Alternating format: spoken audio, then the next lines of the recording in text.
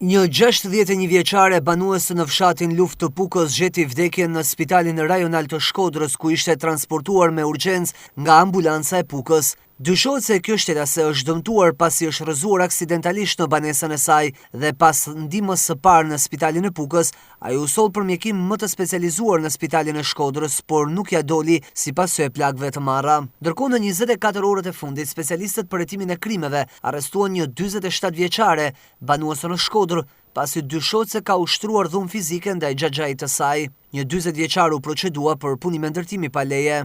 Shërbimet e policisë kufitare nisën një procedim në gjendje të lirë për një 44 vjeçar banues në Kosovë për veprën penale të falsifikimit të dokumenteve, pasi është paraqitur në dalje të Republikës së Shqipërisë në pikën e kalimit kufitar të Muriçanit me një leje drejtimi e cila dyshohet se është e falsifikuar.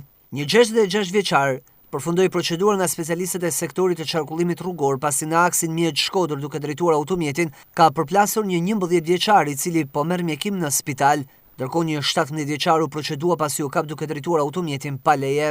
Në Pukë, në fshatin Lumzi, dyshohet se aksidentalisht ka rënë zjarr një sipërfaqe pyjore dhe përpasoj është djegur një sipërfaqe prej rreth 1 hektarash. Për të gjitha këto raste, materialet i kaluan prokurorisë për veprimet mëtejshme.